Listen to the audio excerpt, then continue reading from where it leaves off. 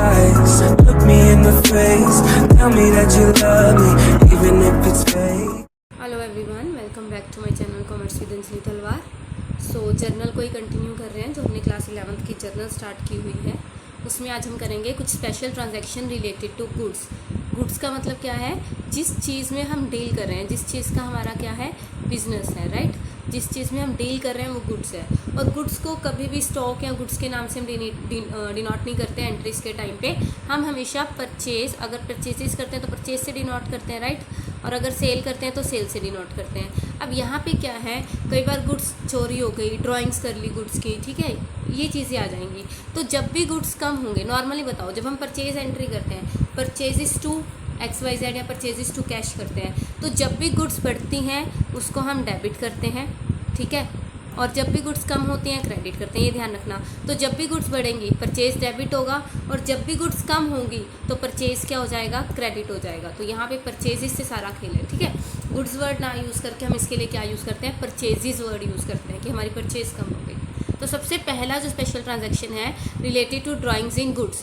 Goods में अगर drawings करते हैं, ड्राइंग्स का क्या मतलब क्या है बताओ, बहुत बार बताया है कि जब हम बिजनेस में पर्सनल यूज़ के लिए कुछ विड्रॉ कर लेते हैं। अभी तक हम कैश कर रहे थे, एंट्री क्या कर रहे थे, ड्राइंग्स टू कैश, कि ड्राइंग हो गई कैश की वजह से, कैश कम हो गया, राइट। तो ड्राइंग्स का मतलब क्या है, जब ओनर पर्सनल यूज़ के लिए बिजनेस में से कुछ विड्रॉ करता है तो वो क्या होती है, ड्राइंग्स होती है। तो ड्राइंग से उसकी कैपिटल कम हो रही थी, पढ़ा था ना ये, कैपिटल कम होगी तो डेबिट होगा।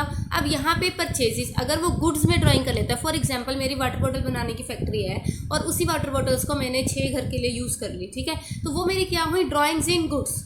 बात समझ आई। सो उस टाइम पे मैं एंट्री क्या करूँगी, ड्राइंग्स अकाउंट डेबिट तो हो गई, और कम क्या हुई मेरी, purchases to purchases, goods taken for personal use.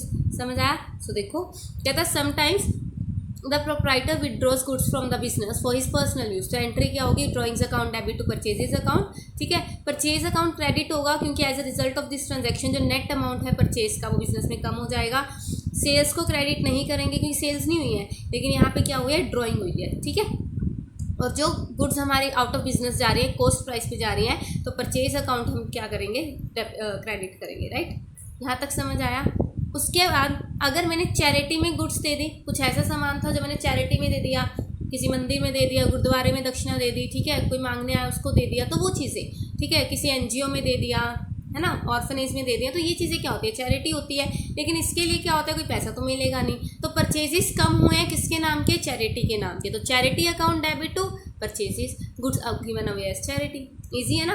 तो परचेजेस जब भी कम होंगे, गुड्स हमारे बिजनेस में कम होंगी, उसको हम क्या करेंगे, परचेजेस को क्रेडिट कर देंगे। So goods given away as charity. Charity expense है बिजनेस का, तो चैरिटी डेबिट होगा, debit all expenses and losses. और गुड्स बिजनेस से बाहर जा रही है कॉस्ट प्राइस पे, तो परचेजेस रिड्यूस हो गई, है ना, वो चीज़ आ जाएगी। और कई बार क्या होता है, गुड्स को हम एज फ्री सैंपल भी क्या करते हैं, डिस्ट्रीब्यूट करते हैं। Goods distributed as free sample, ठीक है, कि अब सेल बढ़ानी है, सेल बढ़ाने के लिए कई बार मुझे फ्री सैंपल्स भी देने पड़ते हैं, उसके लिए पैसा तो नहीं मिलेगा, तो वो भी एक तरह का क्या हो गया, खर्चा, एडवर्टाइजमेंट का खर्चा हो गया। टू परचेजेस गई, क्या, गुड्स गई। So goods distributed as free sample. Sometime the goods are distributed as free samples to the potential buyers. अब पोटेंशियल बायर्स तो होते हैं जो हमारा सामान खरीद रहे हैं, पोटेंशियल जो इन फ्यूचर हमें लगता है कि हमारा सामान खरीद सकते हैं, तो उनको हम सैंपल डिस्ट्रीब्यूट करते हैं कि ये हमारे बायर बन जाए, ठीक है, to promote sales. So as such जो फ्री सैंपल्स हैं वो ट्रीट करेंगे हम as an expense on advertisement. तो एंट्री क्या होगी, advertisement expense, expenses debit all expenses and losses, तो एडवर्टाइजमेंट एक्सपेंस अकाउंट डेबिट, और कम क्या हुआ, purchase to purchases account. Easy है, सही चल रहा है, कोई दिक्कत तो नहीं।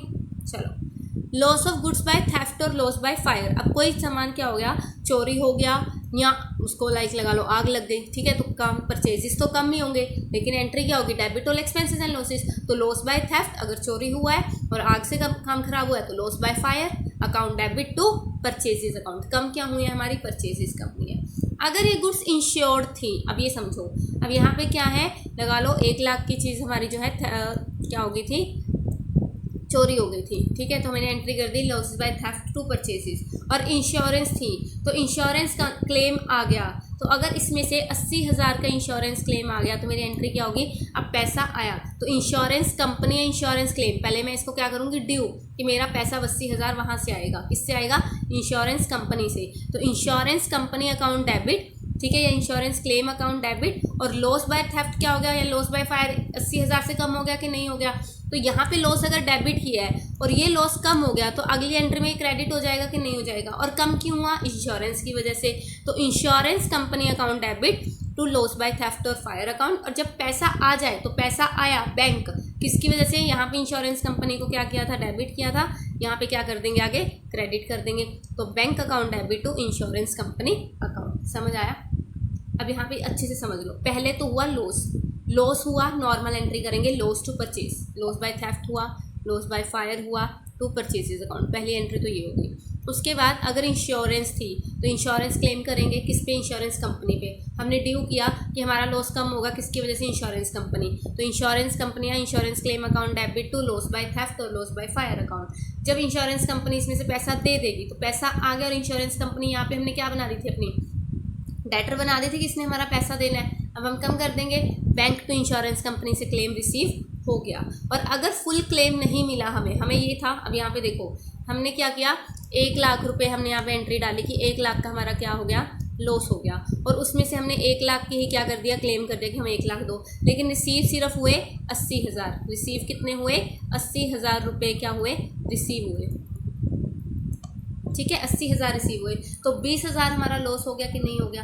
तो अगर 80,000 रिसीव, अगर तो 1 लाख का 1 लाख हो जाता तो हम डायरेक्ट एंट्री करते हैं bank to insurance company 1 lakh. और अगर 80,000 रिसीव हुए तो एंट्री क्या होगी, बैंक अकाउंट डेबिट 80,000 जितना अमाउंट रिसीव हुआ, प्रॉफिट एंड लॉस 20,000 का लॉस हो गया, प्रॉफिट एंड लॉस में जाएगा टू इंश्योरेंस कंपनी में हमने 1 लाख डाले थे। क्लेम 1 लाख का किया, 1 लाख का 1 लाख रिसीव हो गया। देखो क्लेम 1 लाख का किया, यहाँ पे 1 लाख का लॉस हुआ, 1 लाख का ही क्लेम कर दिया। 1 लाख का 1 लाख रिसीव हो गया तो direct bank to insurance company, बात खत्म। लेकिन अगर उसने क्लेम ही 80,000 का माना कि नहीं मैं तो 80,000 दूंगी इंश्योरेंस, तो बैंक में 80,000, लॉस कितने का हो गया, P&L में 20,000 और क्लेम कितना का था, 1 लाख। ये बात समझ आई, ईजी है। ठीक है, तो ये एक एग्जाम्पल कर लेते हैं जिससे आपको ये और भी क्लियर हो जाएगा। छोटा सा टॉपिक है वैसे, आज ये आराम से हो जाएगा। चलो, so pass journal entries for the following. सबसे पहले प्रोप्राइटर। अब प्रोप्राइटर क्या होता है भाई, ओनर ही होता है, टेंशन नहीं लेनी। प्रोप्राइटर कौन होता है, ओनर को ही हम प्रोप्राइटर वर्ड यूज़ कर लेते हैं, टेंशन नहीं लेनी। सो जो प्रोप्राइटर है, विड्रॉ पर्सनल यूज कैश 20,000 के और गुड्स लिए 10,000 की। तो एंट्री बताओ, कंपाउंड एंट्री करेंगे। कंपाउंड मतलब जो, देखो इसकी एंट्री अलग अलग भी हो सकती है। कैसे, ड्राइंग्स हैं दोनों, 20,000 की भी ड्राइंग है और 10,000, बस उसकी कैश क्या है। तो अलग अलग अगर एंट्री करूँ तो ड्राइंग्स टू कैश 20,000 और ड्राइंग्स टू परचेजेस 10,000। लेकिन अगर इकट्ठे एंट्री कर दूँ, सीधी ड्राइंग्स 30,000 की, ड्राइंग्स क्या हो जाएगा 30,000, टू कैश 20,000 और टू परचेजेस 10,000। देखो इसने कंपाउंड की होगी, देखो। सो ड्राइंग्स कितने की होगी, टोटल ड्राइंग्स होगी हमारी 30,000 की, जिसमें से टू कैश 20,000 का और टू परचेजेस 10,000। ईजी समझ आ रहा है। तो इसको कहते हैं कंपाउंड एंट्री। ठीक है, उसके बाद इसने कहा गुड्स थे 50,000 के, चैरिटी पे दे दिए और उसका सेल प्राइस 60,000 का था। तो हमें सेल प्राइस से कुछ लेना ही नहीं है। क्यों, क्योंकि चैरिटी में दे रहे हैं, हमें पैसे रिसीव ही नहीं होने, है ना। हमारे तो गुड्स जा रहे हैं 50,000 के, बस हमें इतना पता है। तो चैरिटी क्या हो गया हमारे लिए, लॉस हो गया, एक्सपेंस हो गया। तो debit all expense and losses, charity account debit to purchases, charity to purchases 50,000। ये देखो, charity account debit to purchases 50,000। ठीक है, उसके बाद थर्ड एंट्री क्या है, थर्ड एंट्री कहती है गुड्स वर्थ 25,000 फ्री सैंपल दे दिए। तो फ्री सैंपल क्या है, एडवर्टाइजमेंट का खर्चा। तो advertisement expense account debit, debit all expenses and losses, advertisement expense account debit to purchases, cash कम हो गया, ओ सॉरी गुड्स कम हो गए। तो advertisement expenses account debit to purchases account, here it is advertisement expense account debit to purchases account. ठीक है, fourth entry क्या कहती है, गुड्स है 50,000 के और कैश 20,000 का। एक एम्प्लॉय ने क्या कर लिया, चोरी कर लिया, एक एम्प्लॉय ने चोरी कर लिया। तो मुझे एक बात बताओ, लॉस बाय थेफ्ट हो गया, लॉस बाय थेफ्ट ही है, चोरी है तो थेफ्ट हो गया। तो लॉस बाय थेफ्ट टोटल कितने का हुआ, 70,000 का। तो loss by theft account debit 70,000 से। ठीक है, और कितने का, 50,000 का गुड्स, तो टू परचेजेस 50,000 का, और कैश टू कैश कितने का होगा, 20,000 का। तो टोटल कितने का हो गया, 70,000। देखो एंट्री ये की होगी इसने, लॉस बाय थेफ्ट टोटल कितने का हुआ, 70,000 का, जिसमें से परचेजेस 50,000 के और कैश कितने का है, 20,000 का। ठीक है, फिर है goods worth 1 lakh were destroyed by fire. पहले तो भाई डिस्ट्रॉय हो गए फायर से, तो loss by fire to purchase 1 lakh. Insurance company ने सिर्फ 60,000 ही क्या किया, पे किया, तो 60,000 पे किया, 40,000 का लॉस हो गया। सबसे पहले तो 1 लाख की गुड्स की एंट्री करेंगे जो इंश्योरेंस का लॉस हुआ। Loss by fire to purchases कितने के हो गए, 1 lakh. Loss by fire to purchases 1 lakh, goods destroyed हो गए।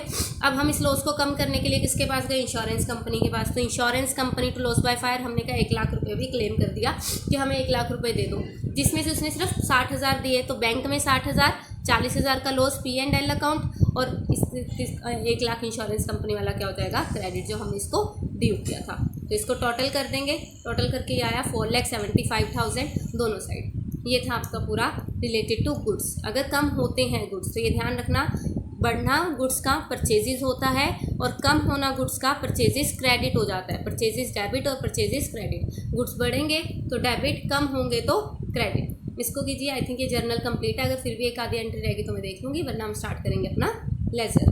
Thank you so much. Tell me pretty lies, look me in the face. Tell me that you love me, even if it's fake.